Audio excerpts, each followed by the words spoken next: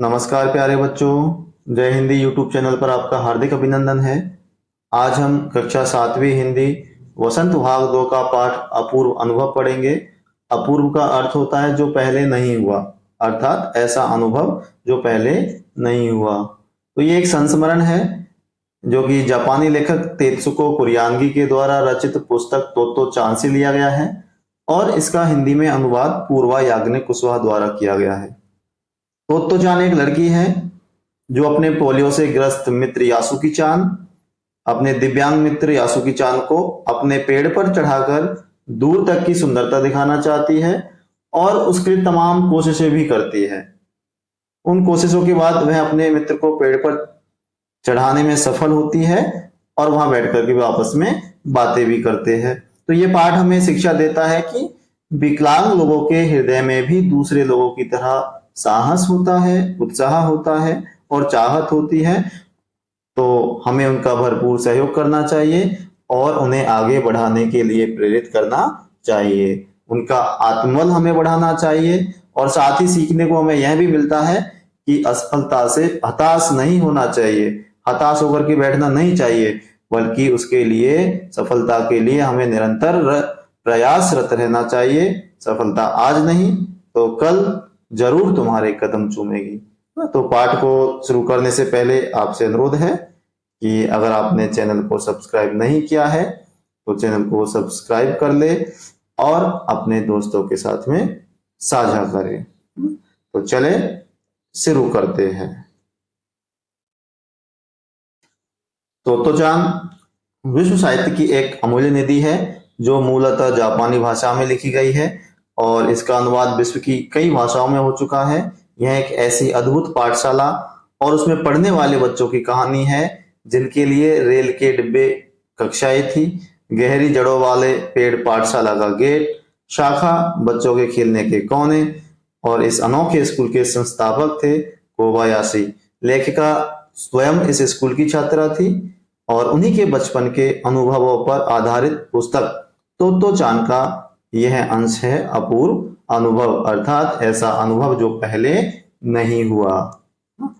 तो अपूर्व अनुभव यह कहानी असल में जापानी भाषा में लिखी गई है और इसमें तोत्तो चान और यासुकी चान नामक दो जापानी बच्चों की कहानी है। वे दोनों एक एक पेड़ को अपनी स्वयं की संपत्ति मानते थे और उन्हें अपने पेड़ पर चढ़ने का हौसला देते थे। तोत्तो चान यासुकी चान को अपने पेड़ पर चढ़ने के लिए आमंत्रित करती थी और यासुकी चान को पोलियो हो गया जिसके कारण वह पेड़ पर चढ़ नहीं सकता था। तो क्या होता है फिर उसके बाद में तोत्तो चान का जो पेड़ है मैदान के बाहरी भाग में एक सड़क के पास था। वह बड़े पेड़ पर चढ़ने के दौरान पैर फिसलाता था। पेड़ में सही ढंग से चढ़ने पर वह 6 फीट ऊंचाई पर स्थित द्विशाखा तक पहुंच सकता था। यह ठीक एक झूले की तरह आरामदायक स्थान था। तोत्तो चान अक्सर जब भी खाना होता या खाने के बाद में या स्कूल के बाद में अपने पेड़ पर पहुंच जाती उस चढ़ने के स्थान पर और वहां से दूर आसमान को और सड़क पर आने जाने वालों को देखती थी। तोत्तो चान और यासुकी चान मिलकर के आपस में यासुकी चान को पेड़ पर चढ़ाने की योजना बनाते हैं। वे अपने माता पिता को इस बारे में नहीं बताते, इसके बारे में बिल्कुल बताते। झूठ बोलती है कि वह यासुकी चान के घर डेनिन चोफू जा रही है और वह यासुकी चान से स्कूल में मिलती है और उसे लेकर अपने पेड़ के पास जाती है। तो चान ने उस पेड़ पर कई बार चढ़ा था और वह चाहती थी कि अब यासुकी चान भी उस पेड़ पर चढ़े। यासुकी चान भी पेड़ पर चढ़ने के बारे में बहुत उत्साहित था, उसे चढ़ना था क्योंकि उसने कभी ऐसा किया नहीं। तो वो कोशिश करती है। तो चान अपने पेड़ के पास जा रही थी, वहीं पर एक सीढ़ी उठाई, सीढ़ी से नहीं काम चला तो चौकीदार के पास जाकर के उस छप्पर से एक तिपाई सीढ़ी उठा करके वहां पर लेके आ गई। कोशिश की, यासुकी चान बिना सहारे कोई सीढ़ी नहीं चढ़ सकता, वह निराश हो जाता है, लेकिन तो चान ने हार नहीं मानी और दौड़ करके वापस जाती है और एक तिपाई सीढ़ी लेकर के वहां से आती है जो कि द्विशाखा से उसे लगा देती है। तो चान यासुकी चान को एक एक करके सीढ़ियों पर चढ़ाती रहती है, उसको पीछे से धक्का देती रहती है। यासुकी चान भी खुद को बलपूर्वक पेड़ पर चढ़ने की कोशिश कर रहा है। अंत में वह पेड़ के पास पहुंचता है और इस पर तोतो चान को लगता है कि उनकी पूरी मेहनत बेकार हो गई है, क्योंकि यासुकी चान पेड़ के पास तो पहुंच गया लेकिन उस पेड़ पर चढ़ नहीं पा रहा था। मतलब सीढ़ी के ऊपर तक तो पहुंच गया, वो पेड़ पकड़ लिया, लेकिन वो वहां पर चढ़ नहीं पा रहा था। तो उन्होंने सोचा कि हमारी तो सारी मेहनत बेकार गई। तोतो चान का मन हो रहा था कि मैं रोऊं, रोने जैसा मन हो गया, लेकिन वो रोती ये नहीं, क्योंकि अगर वो रोती तो यासुकी चान भी उसे देख करके रोने लगता। तो उसने कहा, तोतो चान ने यासुकी चान को पेड़ पर लेटने के लिए, तो वह उसे पेड़ की ओर खींचने लगती है और यह एक बहुत बड़ा काम था। यासुकी चान तोतो चान पर पूरा भरोसा रखता है। अंत में तोतो चान यासुकी चान को पेड़ पर खींच कर लाती है और तोतो चान पसीने से भीगते हुए उसका स्वागत करती है।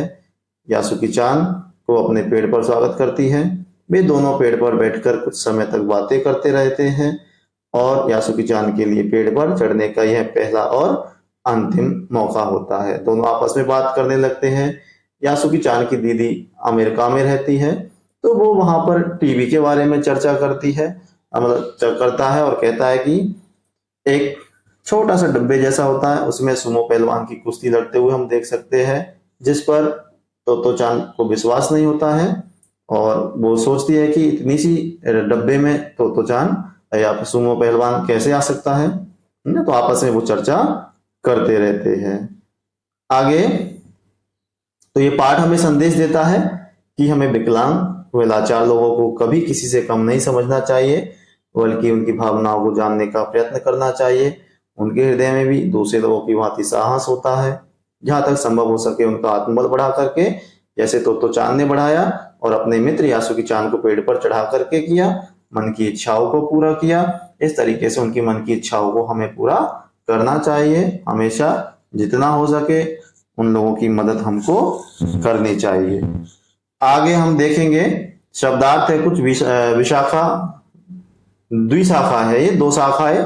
आरामदेह, आराम देने वाली, आमंत्रित मतलब बुलाना, सोना मतलब खाली, उत्तेजित जोश में आना, चिड़ियाकर मतलब खिलखिला करके हंसना, धकियाना मतलब धक्का देना, और छप्पर मतलब झोंपड़ी के ऊपर की छत। तिपाही तीन पैरों वाली सीढ़ी, तरबतर भीगी हुई, धरने में आता रखने में, हुर्रे जब जीत होती है तो हम जो आवाज निकालते हैं, थामना पकड़ना, जोखिम मतलब खतरा, झिझकता हुआ संकोच करता हुआ, और सुमो कुश्ती जापानी पहलवानों की कुश्ती। इसके प्रश्न अभ्यास हम देखेंगे। पहला सवाल है आपका, यासुकी चान को अपने पेड़ पर चढ़ाने के लिए तोतो चान ने अथक प्रयास क्यों किया? लिखिए। तो क्यों किया? यासुकी चान तोतो चान का प्रिय मित्र था, दोनों आपस में मित्र थे। वो पोलियोग्रस्त था, पेड़ पर नहीं चढ़ सकता था, जबकि तोमोए में, जापान के तोमोए शहर में हर बच्चे का एक निजी पेड़ होता था। लेकिन यासुकी चान ने शारीरिक विकलांग होने के कारण किसी पेड़ को अपना निजी नहीं बनाया। तो तोतो चान की इच्छा थी कि वो यासुकी चान को अपने पेड़ पर आमंत्रित करे और दुनिया की चीजें दिखाए, दूर तक की सुंदरता दिखाए। तो यही कारण था कि उन्होंने यासुकी चान को अपने पेड़ पर चढ़ाने के लिए अथक प्रयास किया। अगला है, दृढ़ निश्चय और अथक परिश्रम से सफलता पाने के बाद तोतो चान और यासुकी चान को अपूर्व अनुभव मिला। इन दोनों को अपूर्व अनुभव कुछ अलग थे, तो दोनों में क्या अंतर था? लिखिए। क्या अंतर था दोनों के अनुभव में? दोनों को ऐसा कौन सा अनुभव हुआ जो पहले नहीं हुआ? तो दृढ़ निश्चय, तो दोनों का अनुभव जो हुआ था मेहनत करने के बाद में, तोतो चान को क्या अनुभव हुआ? तो तोतो चान स्वयं को रोज ही अपने निजी पेड़ पर चढ़ती थी, लेकिन अपने पोलियो से ग्रस्त अपने मित्र यासुकी चान को पेड़ की द्विशाखा तक पहुंचाने से उसे अपूर्व आत्मसंतुष्टि व खुशी मिली, क्योंकि उसके इस जोखिम भरे कार्य से यासुकी चान को अत्यधिक प्रसन्नता मिली। मित्र को प्रसन्न करने में वह प्रसन्न थी, तो ये उसको जो खुशी थी अपने मित्र को पेड़ पर चढ़ाने की, ये उसका अपूर्व अनुभव था। ये उनका अनुभव था। यासुकी चान, उसे भी अपूर्व खुशी मिली, उसके मन की इच्छा पूरी हुई। वह पेड़ पर चढ़ना तो दूर की बात, किसी पेड़ को अपनी संपत्ति भी नहीं बना सकता, क्योंकि वो शारीरिक रूप से अक्षम था, विकलांग था, और उसे ऐसा सुख पहले कभी नहीं मिला था। इसलिए आगे पाठ में खोज कर देखिए कि कब सूरज का ताप यासुकी चान और तोतो चान पर पड़ रहा था। वे दोनों पसीने में तरबतर हो रहे थे।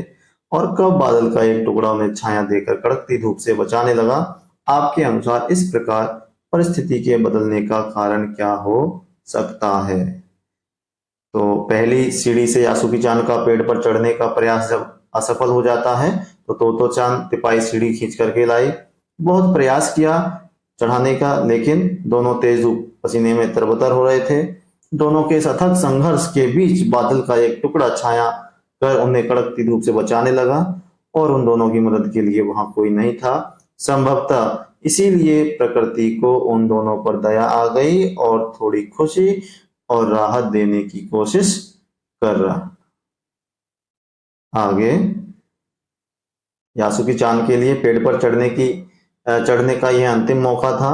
इस अधूरे वाक्य को पूरा कीजिए और लिखकर बताइए कि लेखिका ने ऐसा क्यों कहा होगा या लेखिका ने ऐसा क्यों लिखा होगा। यासुकी चान के लिए पेड़ पर चढ़ने का यह अंतिम मौका था। लेखिका ने ऐसा इसलिए लिखा होगा क्योंकि यासुकी चान पोलियो से ग्रस्त था। उसके लिए पेड़ पर चढ़ना असंभव था और उसको तोतो चान जैसा मित्र भी मिल पाना मुश्किल था। तोतो चान के अथक प्रयास, परिश्रम, साहस की बदौलत वह पेड़ पर चढ़ पाया पहली बार में, और यह अवसर मिलना और कभी संभव नहीं था। अगर उसके माता पिता को इसकी जानकारी मिल जाती तो बिल्कुल नहीं करने देते और शायद उसे अपने इस तोतो चान मित्र के साथ में भी नहीं आने देते। आगे, तोतो चान ने अपनी योजना को बड़ों से इसलिए छिपाया कि उसमें जोखिम थी। यासुकी चान के गिर जाने की संभावना थी। फिर भी उसके मन में यासुकी चान को पेड़ पर चढ़ाने की इच्छा थी। ऐसी दृढ़ इच्छाएं बुद्धि और कठोर परिश्रम से अवश्य पूरी हो जाती है। आप किस तरह की सफलता के लिए तीव्र इच्छा और वृद्धि का उपयोग कर कठोर परिश्रम करना चाहते हैं? तो आप किसी भी सफलता पाने के लिए मन में तीव्र इच्छा होनी चाहिए, लगन होनी चाहिए, कठोर परिश्रम की जरूरत पड़ती है। छात्र अपनी परीक्षा में उच्च कोटि की सफलता प्राप्त करने के लिए इसका उपयोग कर सकते हैं और आप अपने खुद जो है स्वयं विचार लिख सकते हैं कि किन उपयोग को करने में या किस इच्छा को बढ़ाने में आप कठिन परिश्रम करना चाहेंगे।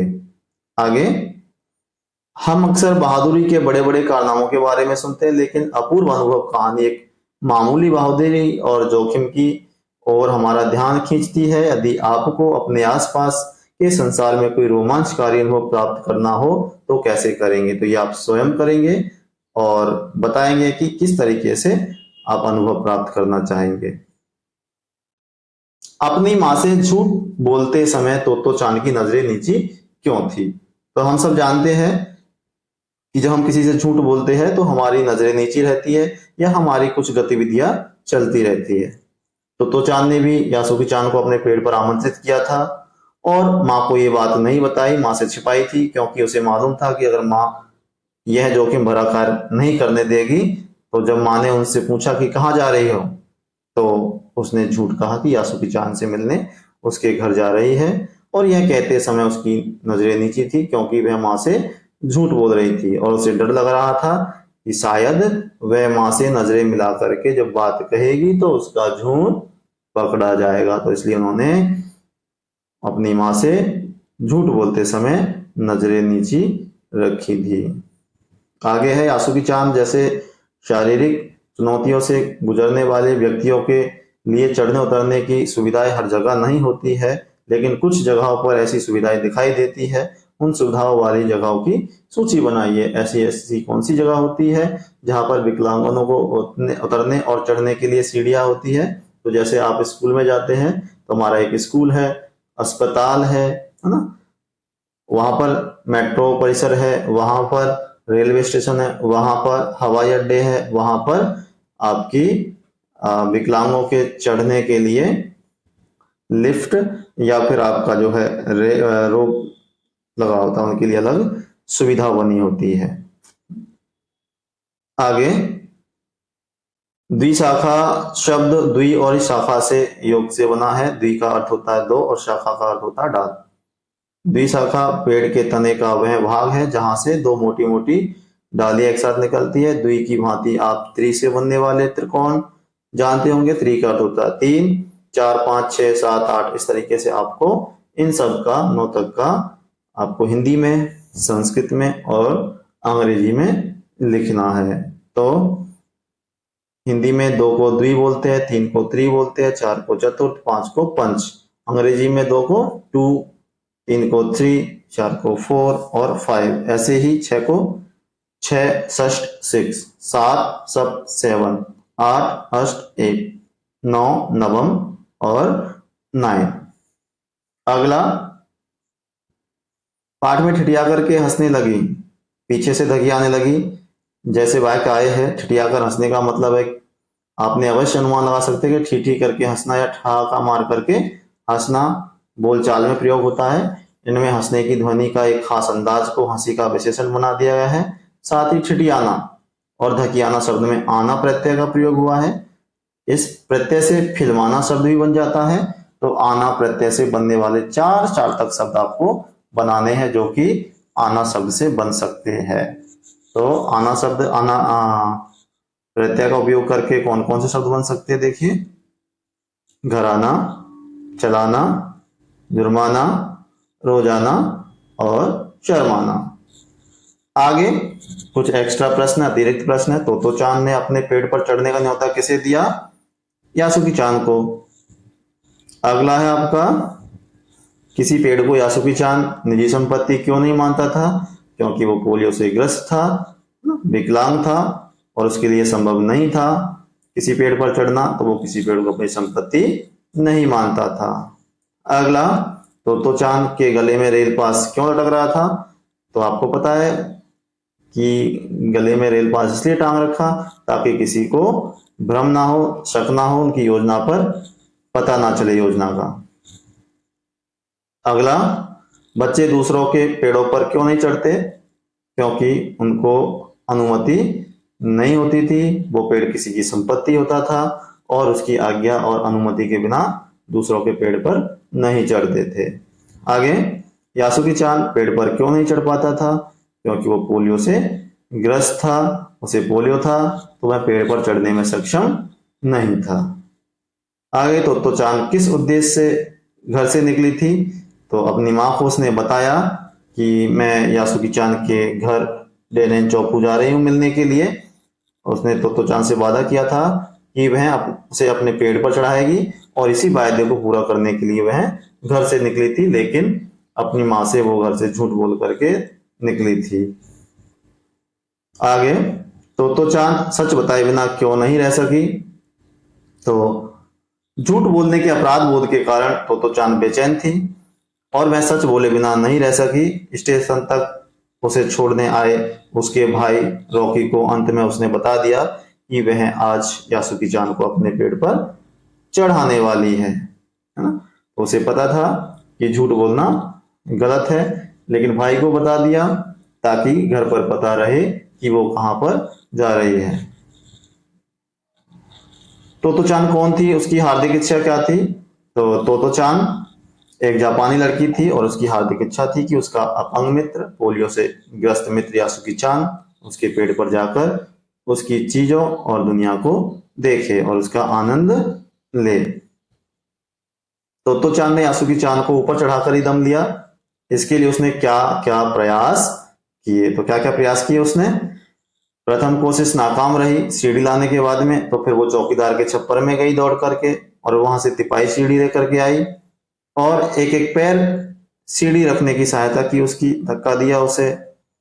और जब यासुकी चांद तिपाही सीढ़ी के ऊपर पहुंच गया तो चांद ने द्विशाखा पर चढ़कर बड़े परिश्रम से उसे ऊपर खींच लिया और वह जिससे क्या है द्विशाखा पर पहुंच गया ऊपर तक।